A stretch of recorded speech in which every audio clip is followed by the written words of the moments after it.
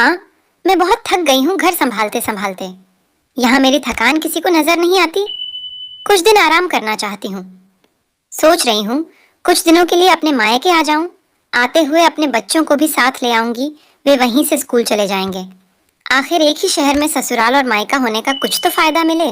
नम्रता ने फोन पर अपनी माँ से कहा। पार्वती जी ने दूसरी तरफ से कहा, हाँ बेटा, जब तेरी इच्छा हो आ जाना, आखिर ये तेरा भी तो घर है। ठीक है माँ, तो मैं कल ही आ जाऊंगी। नम्रता खुश हो बोली, हाँ बेटा, कल आ जाओ, मैं तुम्हारा इंतजार करूंगी। अभी मैं फोन रखती हूँ, मुझे मंदिर भी जाना है। कमला जी ने फोन रख दिया और सीधे किचन में गई। किचन में खाना बना रही बहू से बोली, अरे अनुपमा सुनो, कल तुम्हारी ननंद आ रही है। आज बाजार जाकर फल, सब्जी और मिठाइयाँ लेकर आना। बेचारी मेरी बेटी ससुराल में नौकरों की तरह काम करती है और उस पर कोई ध्यान ही नहीं देता। यहाँ आएगी, कुछ दिन रहेगी तो उसका मन और तबीयत अच्छे रहेंगे। सास के मुंह से ऐसी बातें सुनकर अनुपमा का चेहरा उतर गया। वह मन ही मन सोचने लगी, काश आपको मेरी थकावट भी नजर आती। मैं भी दिन रात झाड़ू पोछा, बर्तन खाना बनाना, मार्केट जाना और हर वह काम करती हूँ जिससे हमारे परिवार वालों को कोई दिक्कत ना हो। काश आप मुझ पर भी ध्यान दे पाती। आपकी बेटी तो जब मन में आता है तब यहाँ आ जाती है, लेकिन मैं साल में एक बार ही अपनी माँ के पास जाती हूँ, तब भी आपको प्रॉब्लम होती है। मैं भी इंसान हूँ, मेरा भी मन है। मुझे भी लगता है अपने माँ के पास जाकर थोड़ा आराम करूँ, सुख दुख की दो चार बातें करूँ, अपना मन हल्का करूँ। भगवान अब तुम ही कुछ करो ताकि मेरी सांस की आंखें खुले और उसे मेरी थकावट भी नजर आए। भगवान अब तुम ही कुछ करो ताकि मेरी सांस की आंखें खुले और उसे मेरी थकावट भी नजर आए। शाम तक भगवान ने जैसे अनुपमा की सुन ली और उसकी ननंद का फोन आया। ननंद ने अपनी माँ से कहा कि उसकी सास ने उसे मायके आने के लिए मना कर दिया है, इसलिए इस बार वो नहीं आ सकती। पार्वती जी बोली, ऐसे कैसे मना कर दिया? पहले तो कभी वह तुम्हें आने के लिए नहीं रोकती थी, इस बार भला क्या हो गया? लाओ, मेरी बात कराओ, उन्हें मैं समझाती हूँ। नम्रता ने फोन अपनी सास को दिया। पार्वती जी ने कहा, नमस्कार समधन जी, आपसे कुछ कहना था। समधन जी ने कहा, कहिए। दरअसल नम्रता कल त्योहार है, इसलिए अपने मायके आना चाहती है। अगर आप उसे भेज दे तो अच्छा रहेगा। नम्रता की सास ने कहा, देखिए समधन जी, आपकी बेटी मायके जाकर रहे, इस बात के लिए हमने उसे कभी नहीं रोका और इस बात से हमें कोई प्रॉब्लम है भी नहीं। कुछ दिनों पहले मैं अपने रिश्तेदार की शादी में गई थी। वहां आपकी बहू अनुपमा की माताजी से मिलने का मौका मिला। उनसे गपशप करने के दौरान उनकी बातों से पता चला कि अनुपमा को साल में एक ही बार अपने मायके जाने को मिलता है, और वह भी बहुत कम समय के लिए।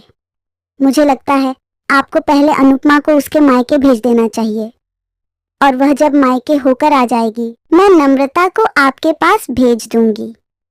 एक बहुत जरूरी बात जो मुझे लगता है कि आपको समझ लेनी चाहिए, आपको अपनी बहू को भी बेटी की तरह या बेटी से भी ज्यादा प्यार देना चाहिए। उसे भी मायके जाने की इच्छा होती होगी।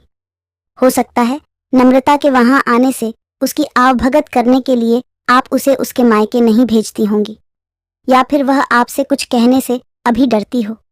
अगर आप उसको घर में ही कैद रखेगी तो एक दिन ऐसा आएगा जब वह आपके खिलाफ बोलने लगेगी, फिर वह आपकी सुनेगी भी नहीं और जब चाहे तब अपने मायके जाएगी। ऐसी परिस्थिति आए, इससे अच्छा है कि आप ही कुछ बदलाव अमल में ले आए, जिससे आपका रिश्ता और रिश्ते की मिठास खराब ना हो।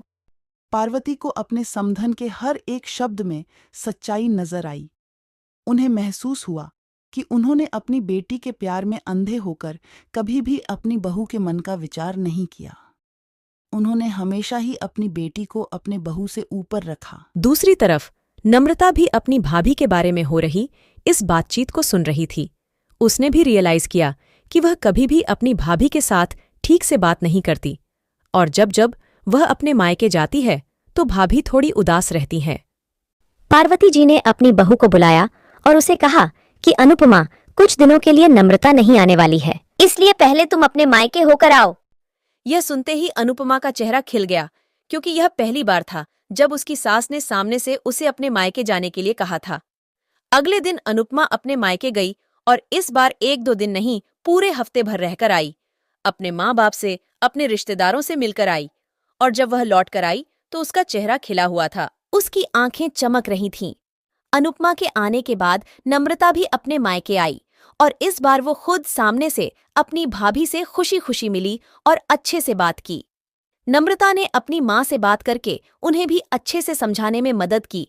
वह कहीं न कहीं अनुपमा के साथ गलत व्यवहार कर रहे थे। दूसरी तरफ अनुपमा अपने ससुराल वालों के बदले रवैये से बहुत खुश थी। अब वह खुशी खुशी सबका ध्यान रखती और हर काम प्यार से करती।